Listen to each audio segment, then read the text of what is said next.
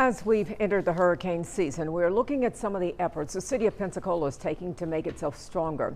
This comes as sea levels rise and strong major storms threaten repeated flooding in our coastal community. Now, city leaders say $50 million worth of projects are ongoing, and you probably see some of them when you're driving around town. WEAR Samantha Serban joining us live from 9th Avenue in Pensacola to explain more about the work going on there. Samantha? Bob, so the idea is to find ways for our stormwater to go away faster rather than flooding our homes and our roadways, which makes life tough.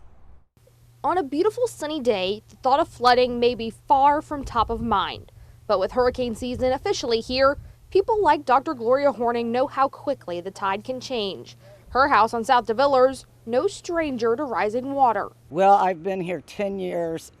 Flooded in Sally and then flooded with 7.2 inches of rain. They had 3 feet of water in their building. I had 3 feet of water in my house. We've seen it time and time again. Portions of downtown Pensacola inundated with water. And future sea level predictions from NOAA estimate a half-foot rise over the next 20 years. So we asked the city, what is it doing to mitigate the flood risk? The answer?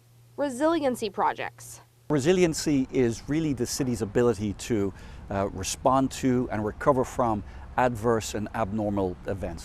Think heavy rainstorm, hurricane, storm surge. We recognize that. Pensacola is a historic flooding district. So this administration has invested about $50 million in ongoing projects where we have shovels in the ground to improve our resiliency against storms. Let's go through a couple of those projects starting on 9th Avenue. Crews are replacing decades-old stormwater infrastructure that is in significant disrepair. At the same time, they're fixing a flood-prone section of the street. In this instance where the road sags, being able to raise the grading of that roadway is going to reduce that pooling of water in this residential neighborhood. And over near the highway, the Hollis T. Williams Stormwater Park. That is going to be a transformational project because right now that long hollow pond, it's only about 4 feet deep.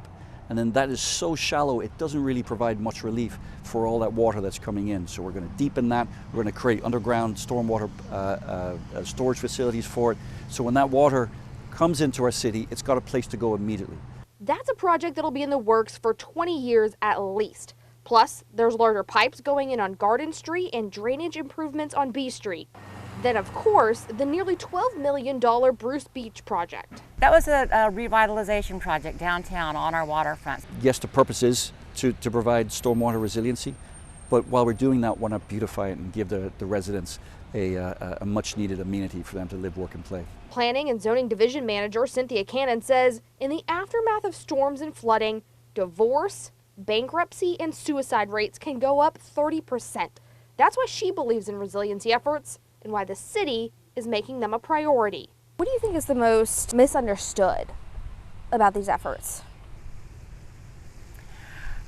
Maybe that it's just that there's going to be one single action that's going to come in and fix this problem, and it's going to be a series of actions. It's going to be a lot of human accountability as well. It's also protecting the property, it's protecting homes, it's protecting livelihoods. It's not a question of can we do it? It's a question of we have to do it. And we take it very, very seriously. Now, Tim Kinsella mentioned that $50 million price tag that's going into these projects, and not all of that money is coming from the taxpayer pocket. More than $41 million of that $50 million is coming from state and federal grants. Live in Pensacola, Samantha Serban, WEAR News.